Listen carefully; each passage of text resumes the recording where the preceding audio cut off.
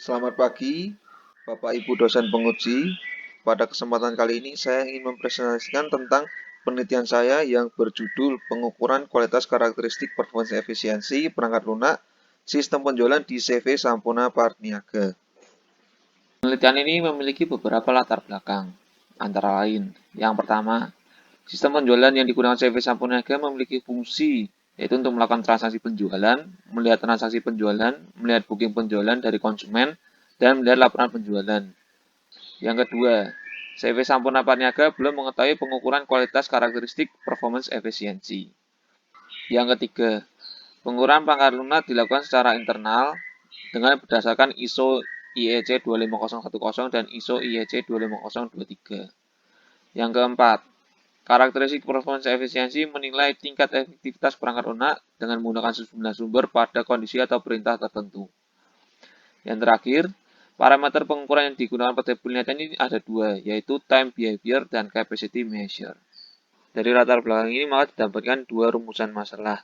Yang pertama, bagaimana cara mengukur kualitas sistem penjualan aspek performance efisiensi, dan yang kedua yaitu bagaimana cara mengevaluasi hasil pengukuran kualitas sistem penjualan. Kemudian dari rumusan masalah ini muncullah tujuan dari penelitian ini. Tujuan dan manfaat dari penelitian ini yaitu tujuannya yaitu untuk mengukur kualitas sistem penjualan karakteristik performance efisiensi. Yang kedua, mengevaluasi dan menganalisis hasil pengukuran kualitas sistem penjualan. Kemudian manfaat bagi perusahaan yaitu hasil evaluasi pengukuran sistem penjualan dapat digunakan untuk meningkatkan dan memperbaiki sistem penjualan yang sudah ada. Ruang lingkup pada penelitian ini yaitu penelitian berfokus pada mengevaluasi atribut sistem penjualan, yaitu store prosedur dan function. Yang kedua, standar pengukuran kualitas sistem penjualan yang digunakan yaitu ISO IEC 25010 dan ISO IEC 25023. Yang ketiga, dilakukan pengujian dan analisis kualitas sistem penjualan menggunakan aplikasi DBForce Studio for MySQL 2020. Penelitian ini menggunakan 6 tinjauan pustaka. Yang pertama yaitu Muhammad Harun tahun 2018 yang melakukan pengukuran kualitas performance efisiensi berdasarkan ISO 25010. Yang kedua, Muhtari Alimuddin dan kawan-kawan tahun 2020 melakukan pengukuran sistem pada salah satu karakteristiknya adalah performance efisiensi. Yang ketiga, Heru dan Handari tahun 2017 yaitu melakukan analisis sistem berdasarkan ISO 25010. Yang keempat, Alfian tahun 2017 menganalisis kualitas sistem berdasarkan ISO 25010 dan salah satu karakteristiknya adalah performance efisiensi. Yang kelima, itu Colette tahun 2017 melakukan pengujian setelah dilakukan refactoring pada salah satu karakteristiknya yaitu performance efisiensi. Dan yang terakhir yaitu Gia tahun 2021 yang melakukan analisis dan evaluasi sistem marketing CV Sampurna Parniaga dengan karakteristik maintainability berdasarkan ISO IEC 25010 dan ISO IEC 25023. Penelitian ini memiliki beberapa dasar teori. Yang pertama yaitu ISO IEC 25010 dan ISO IEC 25023 yang merupakan dasar dari pengukuran kualitas pada sistem penjualan pada penelitian ini. Yang kedua, software testing. Penelitian ini menerapkan white box testing di mana yang diukur merupakan source code berupa store procedure dan function. Yang ketiga, use case diagram dan sequence diagram yang berfungsi untuk menentukan fungsi-fungsi mana sajakah yang digunakan pada sistem penjualan. Kemudian MySQL 8.0 yang merupakan database yang digunakan pada sistem penjualan ini. Yang kelima yaitu database store procedure dan function yang merupakan objek yang akan diukur pada penelitian kali ini. Pada penelitian ini terdapat dua subkarakteristik yang digunakan, yaitu time behavior dan capacity measure. Dari dua subkarakteristik ini terdapat 5 poin pengukuran, yaitu yang pertama, main response time. Poin ini mengukur berapa lama rata-rata waktu yang digunakan sistem untuk merespon perintah dari pengguna. Rumus dari poin ini yaitu X sama dengan sigma AI per N, di mana AI merupakan waktu yang dibutuhkan sistem untuk merespon perintah tertentu, dan N merupakan jumlah perintah yang diukur. Yang kedua, response time adequacy. Poin ini mengukur seberapa baik respon waktu sistem dalam menyelesaikan target atau perintah yang ditentukan. Rumus pada poin ini yaitu X sama dengan A per B, di mana A merupakan hasil dari main response time, dan B merupakan target waktu respon yang ditentukan. Yang ketiga, mean turnaround time. Poin ini mengukur berapa waktu rata-rata untuk menyelesaikan pekerjaan atau proses asinkron. Rumus pada poin ini yaitu sigma BI min AI per N, di mana AI merupakan waktu mulai perintah ke I, dan B merupakan waktu selesai perintah ke I, dan N merupakan jumlah perintah yang diukur. Yang keempat, turnaround time adequacy. Poin ini mengukur seberapa baik waktu penyelesaian memenuhi target yang ditentukan. Rumus yang digunakan pada poin ini yaitu X sama dengan A per B, di mana A merupakan hasil dari mean turnaround time dan B merupakan target waktu penyelesaian. Yang terakhir, transaction processing capacity. Poin ini mengukur berapa banyak transaksi yang bisa dikerjakan dalam kurun waktu tertentu. Rumus yang digunakan pada poin ini yaitu X sama dengan A per B, di mana A merupakan jumlah transaksi yang selesai pada waktu pengamatan, dan B merupakan durasi waktu pengamatan. Pada penelitian ini, terdapat beberapa tahapan yang dilakukan. Yang pertama, studi literatur. Kemudian dilanjutkan dengan identifikasi dan analisis store prosedur dan function. Kemudian dilakukan uji store prosedur dan function. Setelah dilakukan pengujian, maka dianalisis hasil pengukuran store prosedur dan function. Dan yang terakhir dilakukan evaluasi pelaporan dan hasil pengukuran berupa laporan penelitian. Pada penelitian ini terdapat dua algoritma penelitian yang digunakan. Yang pertama, algoritma pertama dimulai pada saat mulai, kemudian dilanjutkan dengan input data parameter ke store prosedur atau function, kemudian dilanjutkan store prosedur atau function memproses data, dan dicek apakah data dapat diproses atau tidak. Apabila data tidak dapat diproses, maka akan langsung selesai. Tetapi apabila data dapat diproses, maka akan dilanjutkan dengan peneliti mencatat hasil proses store prosedur atau function. Kemudian dilanjutkan dengan pengecekan apakah data sudah diinput semua atau belum. Apabila data sudah diinput semua, maka akan langsung selesai. Tetapi apabila data belum diinput semua, maka akan kembali kepada input data pada parameter di store prosedur atau function. Kemudian algoritma kedua dimulai pada saat mulai, kemudian klik execute pada store prosedur atau function, kemudian dilanjutkan dengan store prosedur atau function memproses data, dan dicek apakah data dapat diproses atau tidak. Apabila data tidak dapat diproses, maka algoritma ini akan selesai. Tetapi apabila data dapat diproses, maka akan lanjut pada peneliti mencatat hasil pemrosesan data, dan algoritma ini selesai. Pada tahap ini dilakukan pembahasan mengenai hasil pengukuran kualitas perangkat lunak sistem penjualan di CV Sampurna Partniaga. Yang pertama, yaitu use case diagram. Pada penelitian ini, use case diagram digunakan untuk mendefinisikan fungsi-fungsi apa saja yang digunakan oleh sistem penjualan CV Sampurna Partniaga. Dari hasil definisi tersebut, dapatkan 7 fungsi yang digunakan. Antara lain, yang pertama, fungsi login, kemudian yang kedua, penjualan langsung, yang ketiga, laporan penjualan, yang keempat, laporan penyelesaian, yang kelima, daftar faktur harian, yang keenam, version change log, yang ketujuh, logout.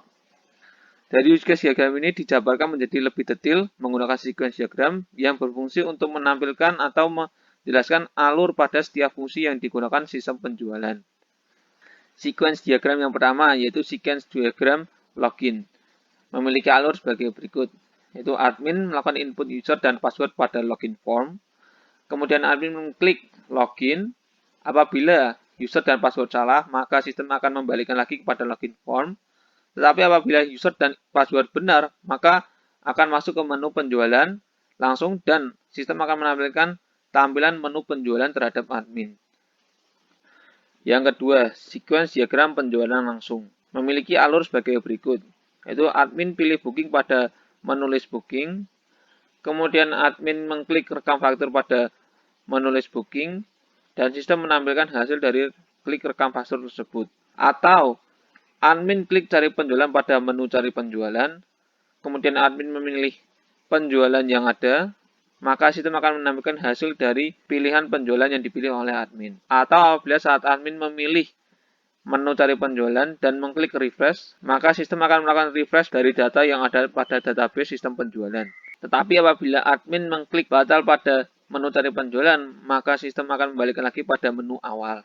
Yang ketiga, sequence diagram laporan penjualan, yaitu admin mengklik menu laporan penjualan, kemudian admin memilih nama konsumen, kemudian admin memilih jenis konsumen, kemudian admin memilih salesman, kemudian admin memilih grup barang, dan kemudian admin memilih periode penjualan, dan sistem akan membalikan hasil dari pemilihan admin tersebut. Yang keempat, sequence diagram laporan penyelesaian yang memiliki alur sebagai berikut. Admin mengklik menu laporan penyelesaian. Kemudian admin memilih tanggal pada menu penyelesaian, kemudian admin mengklik ekspor dan sistem akan menghasilkan hasil dari ekspor tersebut. Atau pada saat memilih tanggal, admin mengklik refresh dan sistem akan menampilkan hasil dari refresh tersebut pada menu laporan penyelesaian. Yang kelima, sequence diagram daftar faktur harian memiliki alur sebagai berikut, yaitu admin mengklik menu daftar faktur harian, kemudian admin memilih tanggal pada menu tersebut, kemudian admin mengklik cetak, dan sistem akan membalikan hasil dari filter tersebut. Yang keenam, sequence diagram version changelog memiliki alur sebagai berikut. Admin mengklik menu version changelog, kemudian admin mengklik create, kemudian sistem meng-create version changelog dan menampilkan hasil kepada admin version changelog tersebut. Yang ketujuh, yaitu sequence diagram logout memiliki alur sebagai berikut, yaitu admin mengklik logout pada logout form, kemudian sistem meng-create logout tersebut, dan sistem mengembalikan kepada admin hasil dari create tersebut. Pada penelitian ini dibuatlah model physical data modeling yang memiliki 11 entitas utama yang digunakan pada sistem penjualan. Yang pertama master kit, kemudian master barang, kemudian TR booking detail, kemudian TR booking master, kemudian TR penjualan master, kemudian master ekspedisi, kemudian master potongan, kemudian master grup, kemudian master kabupaten kota, dan yang terakhir master provinsi. Physical data modeling ini digunakan untuk menggambarkan alur atau interaksi atau relasi antar entitas yang terjadi pada sistem penjualan. Setelah diidentifikasi 7 fungsi yang digunakan pada sistem penjualan, maka ditemukan 12 store prosedur atau function yang digunakan pada sistem ini.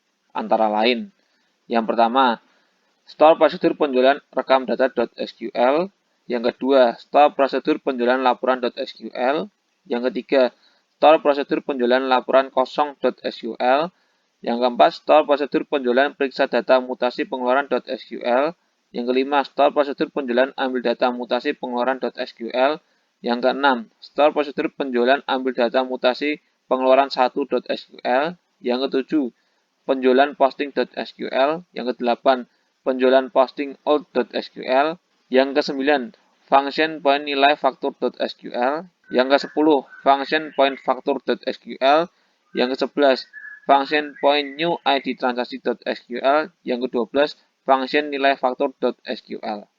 Ke-12 store prosedur atau function ini dilakukan pengujian dengan 257 data asli yang diberikan oleh CV Sampurna Partniaga.